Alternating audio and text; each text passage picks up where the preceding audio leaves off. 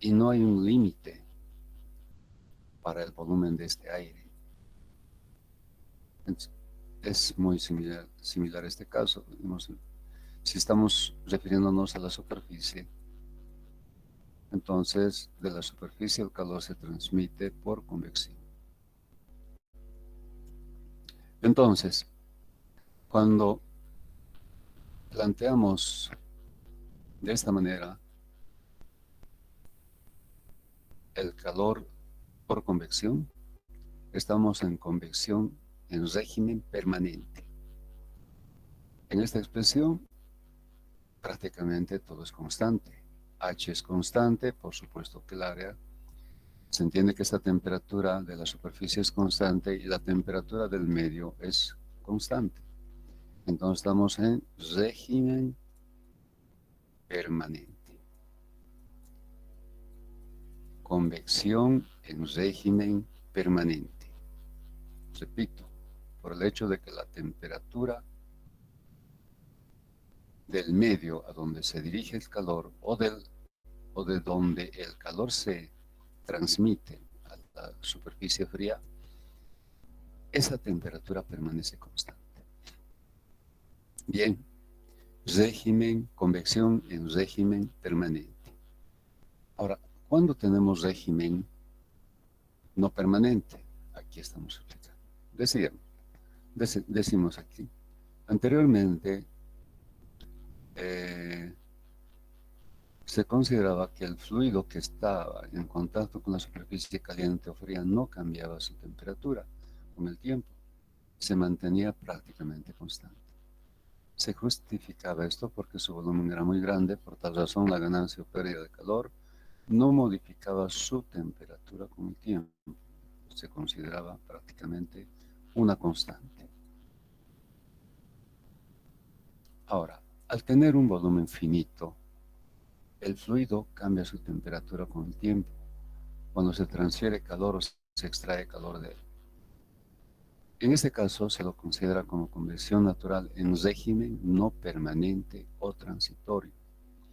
Entonces aquí tenemos el caso. Ya no se trata de un volumen infinito, sino de un volumen finito, por ejemplo, un volumen de agua. Y el calor se transmite al agua y el agua cambia su temperatura con el tiempo. En un tiempo tita 1 va a tener una temperatura T sub 1. En un tiempo tita sub 2 mayor va a tener una temperatura T sub 2 mayor. Entonces, el agua cambia su temperatura.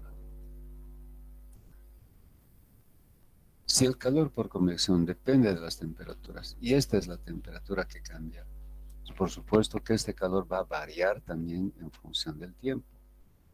Entonces las condiciones son diferentes al caso de convección en régimen permanente. Ahora tenemos convección en régimen no permanente.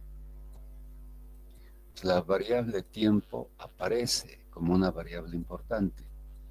En régimen permanente no aparece el tiempo como una variable, pero ahora sí el tiempo es una variable importante, el tiempo. Entonces, en conducción no permanente hemos visto que además de la posición, la variable es el tiempo, temperatura, posición del plano y tiempo. Cuando es no permanente, aparece el tiempo. Entonces, en este caso, en convección, en régimen no permanente, aparece el tiempo. Bien, para esta aplicación, donde tenemos un volumen finito de agua, que es calentado por un serpentín, por dentro de esta tubería ingresa vapor y el calor, por la diferencia de temperaturas, tenemos una temperatura de superficie y una temperatura del fluido. Esta temperatura ahora vemos que varía con el tiempo. Es función del tiempo. Se transfiere calor. Al transferir calor en la parte externa de la temperatura de superficie a la temperatura del fluido, tenemos una película. Esta es una película del que obtenemos el coeficiente H, que es un coeficiente de convección natural. Lo que sucede al interior todavía no nos interesa. Lo que nos interesa es lo que sucede desde la superficie que está en esta temperatura al medio fluido cuya temperatura cambia con el tiempo. Después vamos a ver en la parte de convección forzada el análisis cuando hay condensación, etc. Entonces, las situaciones son diferentes, ¿verdad? Entonces, en este punto vamos a estudiar este caso de convección natural en régimen no permanente. Bueno, para resolver este tipo de problemas, se puede deducir una expresión. No es difícil la deducción, como vamos a ver. Entonces, partimos de un balance. Calor perdido por convección desde la superficie igual al calor sensible ganado por el fluido. Entonces, en este análisis se toma en cuenta, más bien, directamente lo haremos acá. Se hace el análisis entre una superficie cuya temperatura es T sub S y un medio fluido finito en contacto con esta superficie. Este fluido, como habíamos visto, va a cambiar su temperatura en función al tiempo. Entonces, hay un calor por convección que se pierde, la superficie pierde al transferir al fluido. Este calor es un calor negativo. Por eso estamos planteando el balance de esta manera. Hay una pérdida de calor por convección de la superficie y hay una ganancia de calor sensible de parte del fluido. El calor que gana, como gana, se considera positivo. Y el calor por convección, como pierde, se considera negativo. Entonces, en el balance intervienen los signos. Calor por convección perdido por la superficie del cuerpo igual al calor sensible ganado por el fluido.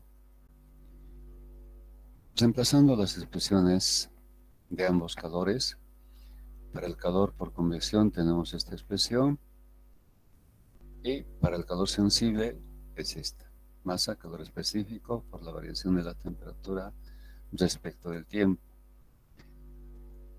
Hacemos un ordenamiento de las expresiones y tenemos, integrando ambas, para el tiempo no hay ningún problema. Integramos desde 0 a un tiempo final tita y esta otra expresión integramos tomando en cuenta que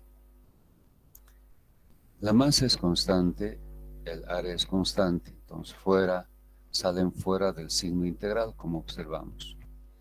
Y lo que queda es calor específico H y esta expresión entre paréntesis. ¿Por qué? Porque el calor específico depende de la temperatura y aquí lo que estamos integrando es la temperatura, considerando la variable como temperatura. Lo mismo, hemos visto que H depende de la temperatura. Bueno, H depende de las propiedades, de la forma geométrica, etcétera, pero las propiedades dependen de la temperatura. ¿Se acuerdan que muchas expresiones para hallar esas propiedades requieren de la temperatura de película, que es temperatura de superficie más la temperatura del fluido sobre 2? Entonces, con esta temperatura se obtienen las propiedades. y con las propiedades se encuentra el coeficiente H. Entonces tiene que ver con la temperatura. Por eso es que en esta expresión, como H depende de la temperatura, está involucrado. Entonces, para poder integrar esta expresión debemos conocer la función que liga el calor específico con la temperatura y también, de alguna manera, la función que liga el coeficiente H con la temperatura. Entonces, imagínense, para cada fluido tendríamos que tener una expresión y para cada caso, para cada forma geométrica, etcétera, etcétera, para cada temperatura del medio fluido deberíamos tener una expresión matemática. Entonces, lo que se hace para evitar este problema de que para cada caso tengamos una expresión para el calor específico y otra para el H, se trabaja con valores medios. Se considera el calor específico un valor medio y al coeficiente H también se considera un valor medio. Al ser valores medios, son valores constantes. Aquí está. Tendríamos que integrar esta expresión, pero consideramos al calor específico un valor medio. Un valor medio, es decir, la media aritmética entre dos valores, para este calor específico para la temperatura T1 y este para la temperatura T2. De la misma manera para H. Este sería un coeficiente tomando en cuenta la temperatura T1 y este otro coeficiente tomando en cuenta la temperatura T2, un valor medio. Entonces, como valores medios son constantes, por tanto, sale fuera del signo integral y quedamos solamente con esta expresión para poder integrar. No es difícil hallar la solución de esta integral, es un logaritmo. Entonces, de esa manera tenemos una expresión donde está ligada la temperatura con el tiempo o el tiempo con la temperatura. En esta expresión, T2 es la temperatura final, θ es el tiempo y lo demás prácticamente se puede considerar como una constante. O sea que tenemos una expresión de θ en función de la temperatura o temperatura función del tiempo. No hay más que dos variables, temperatura y tiempo. Entonces, mediante esta expresión podemos resolver casos de convección natural en régimen no permanente.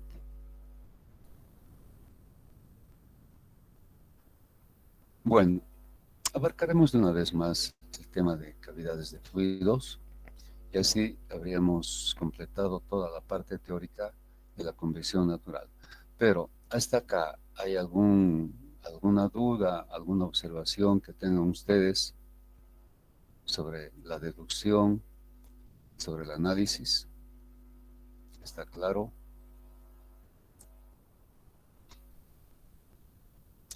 Entonces, el indicativo más claro para decidir si este es un problema de convección en régimen permanente o no permanente es que aparezca el tiempo o no aparezca el tiempo.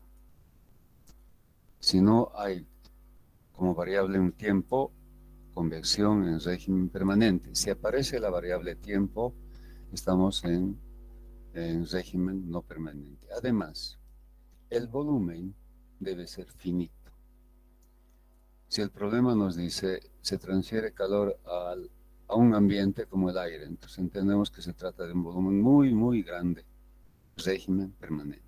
Pero se nos dice el calor se transfiere a un volumen finito de aire, de agua o de cualquier otro fluido y nos dan el dato del volumen, nos dan un dato que es la masa finita, etcétera.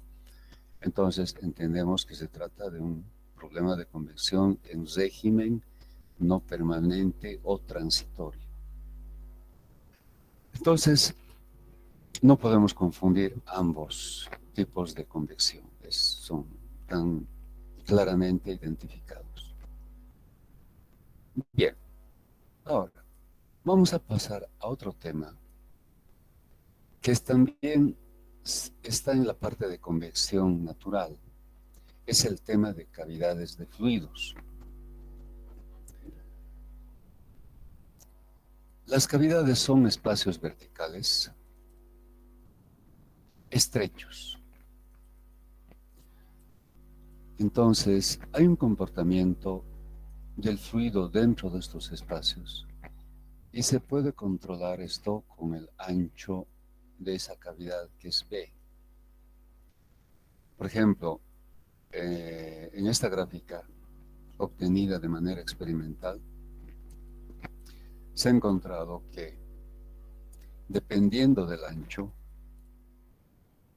podemos tener incluso aire confinado sin movimiento, aire con un movimiento incipiente o aire, en este caso, con un gran movimiento. Todo depende del ancho B. Ahora, ¿por qué es importante el estudio de las cavidades? Bueno, desde antes, desde épocas, digamos, inmemorables, épocas muy antiguas, el hombre por necesidad ha ido requiriendo de ropas, especialmente en zonas frías, próximas a los polos, en la época de invierno más que todo, de ropas gruesas. Bueno, su primera vestimenta sabemos que era piel, la piel de animales. Bueno, entonces tenían vestimentas hechas con pieles de animales. Cuanto más lana tenía la piel, bueno, preservaba mejor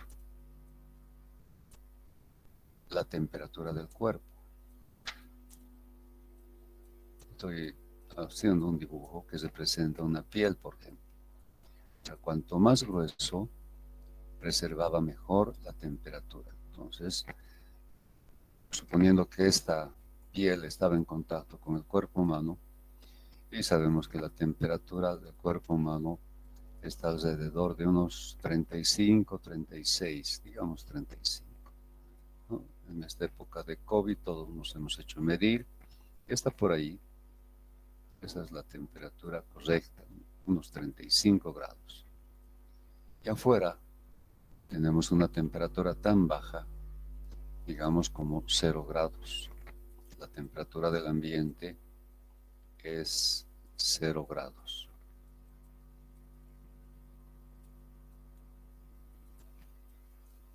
Entonces las pieles se constituían como un aislante para evitar la pérdida de calor. Entonces explica con cierta facilidad por qué se utilizaban pieles. Las pieles constituían un material aislante. Con el tiempo, en vez de pieles, el hombre empezó a utilizar tejidos, también tejidos de lana u otros materiales. Entonces, estamos con la diferencia de una chompa gruesa y una chompa delgada.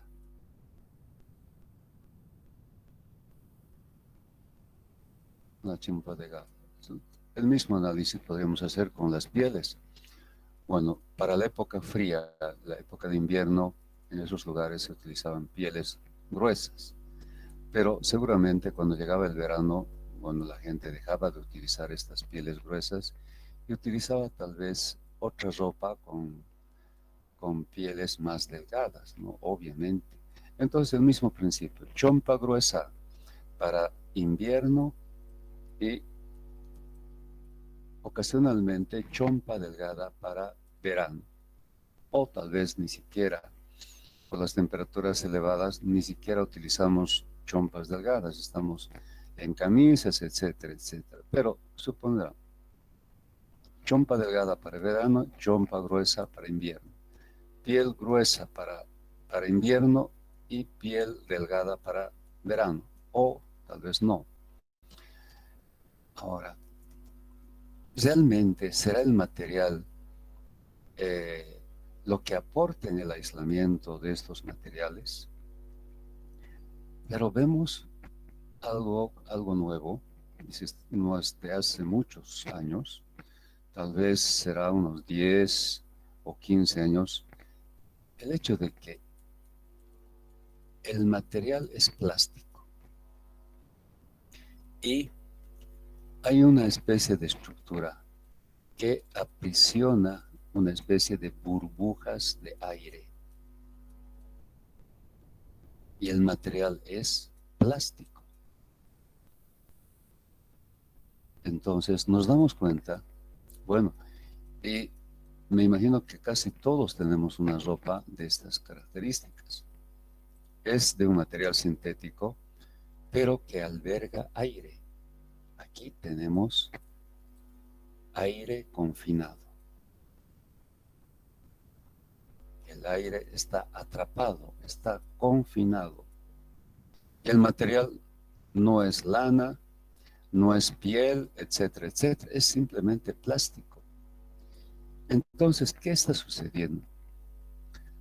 Cuando se utilizaban pieles, cuanto más gruesa la piel, mejor el aislamiento. Al caso de una piel delgada, vamos a suponer, cambiaremos la comparación así, tenemos una piel, pero con lana delgada.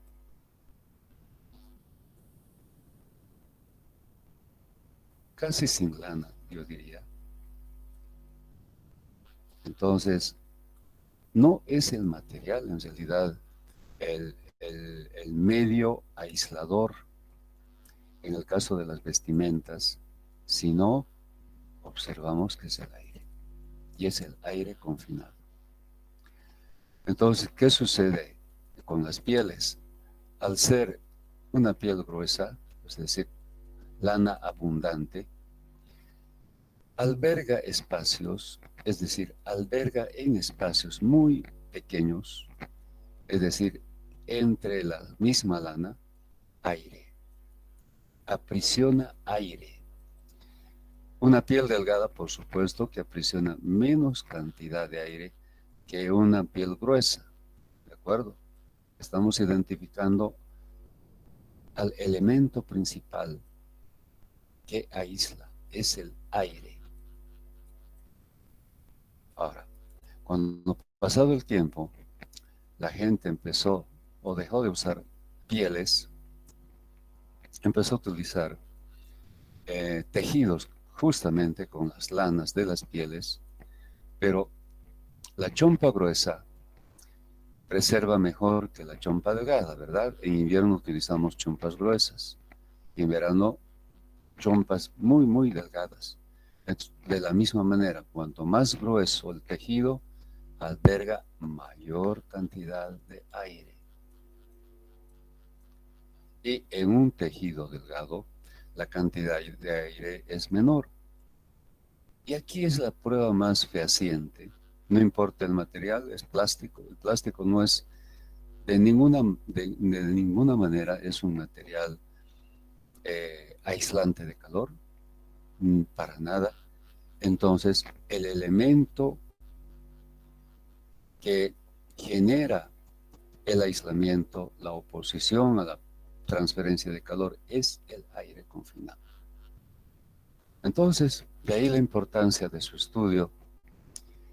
Entonces, estos espacios pequeños, incluso en algunos casos tal vez hasta microscópicos, han sido estudiados y se los considera como cavidades de fluidos. En este caso pueden haber cavidades con aire, cavidades con líquidos, pero el caso más interesante es el estudio de capas verticales de aire, considerando las paredes de esa cavidad isotérmicas, es decir, que no cambian con el tiempo su temperatura.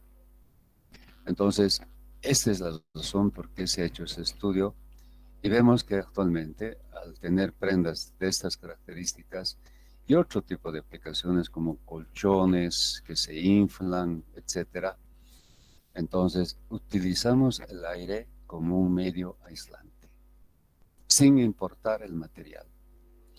¿Y cuál es la diferencia? Realmente es una diferencia notable. Si antes eh, teníamos chompas gruesas muy pesadas, teníamos sacones muy pesados que contenían tal vez algodón o mismo lana o pluma de ganso, etcétera, etcétera. Ahora el peso se ha reducido al mínimo. Incluso hay posibilidad de eliminar el aire. Es una especie de globo, se saca el aire y queda reducido a una mínima expresión la ropa.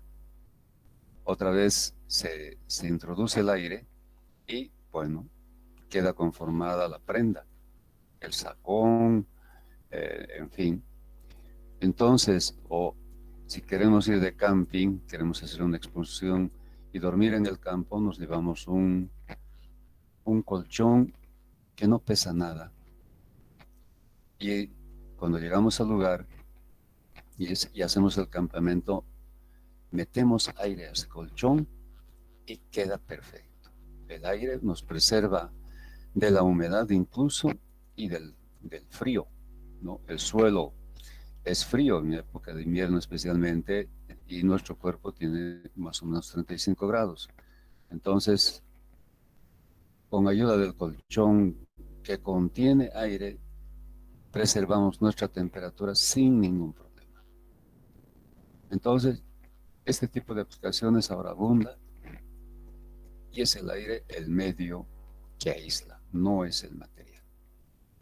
Bien, podemos hablar mucho sobre este tema, es muy interesante y vemos sus aplicaciones, pero ahora, ¿qué característica o qué propiedad del aire le da esta característica aislante? Vamos a ver con datos. Paredes o capas verticales de aire, paredes isotérmicas. Los siguientes resultados tienen intervalos de aplicabilidad que se aproximan a los regímenes mostrados en la figura 4.4. Es esta figura. Entonces, podemos controlar el movimiento del aire simplemente con el ancho de la cavidad. Podemos hacer que el aire se mueva con mucha libertad, sin dificultad. Podemos hacer que el aire se restringe en su movimiento e incluso que no exista movimiento o el movimiento sea apenas visible, apenas perceptible. Todo depende del ancho B. Entonces, en aplicaciones prácticas, si por ejemplo tenemos una pared de horno y hemos visto que la primera capa es de refractario, la segunda capa es de aislante y la tercera es de un material estructural. Hemos hablado de esto en la parte de conducción. Y si reemplazamos el aislante por una capa de aire, bueno, tenemos muchas ventajas, principalmente por el hecho de que el aire no tiene precio. El aire es gratis. Entonces estamos utilizando un aislante que no tiene precio y abunda. Y con este aislante resolvemos el problema de pérdida de calor, ¿no? Y de una manera eficiente. Bien, las propiedades del aire se hallan a la temperatura media de estas dos, que son temperaturas de interfaz. Entonces, aquí está en forma más clara lo que pasa con la cavidad controlando el ancho B. Cuando el ancho es bastante considerable, existe mayor libertad de movimiento de las moléculas de aire. Y lo que se ha observado es, dividiendo, digamos, esta cavidad en dos, este espacio, bueno, que de acuerdo a la nomenclatura A veces se utiliza B para el ancho y a veces, como en este caso, D, pero es lo mismo, D o B es lo mismo. Entonces decía, si tomamos en cuenta un plano medio, acá, vemos que del plano medio a la izquierda, el aire sube, asciende. Este es el perfil de velocidades del aire. El aire asciende. Y de la mitad hacia la derecha, el aire desciende. Y de esa manera se genera un ciclo cerrado. Todas las moléculas de aire confinadas van elevando su temperatura. Este plano, que constituye una de las caras de la cavidad, está a una temperatura mayor que esta otra. Entonces, de esa manera, el movimiento tiene este sentido, el sentido horario. Obviamente, si repetimos, es decir, si cambiamos las temperaturas, acá la temperatura menor y aquí la temperatura mayor, el sentido se invierte. De la mitad para la derecha va a descender y de la mitad de este lado va a ascender. Entonces, todo depende de las temperaturas.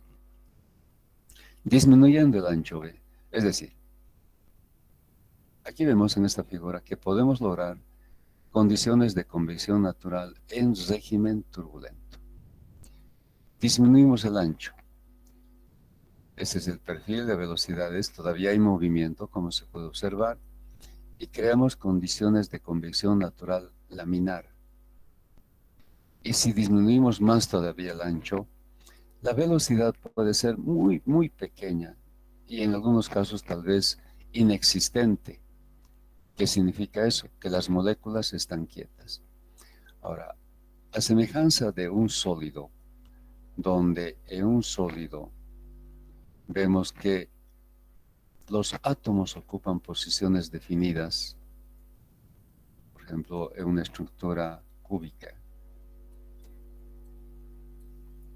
Los átomos en un sólido ocupan posiciones definidas que son los vértices, por ejemplo, de este cubo. Entonces,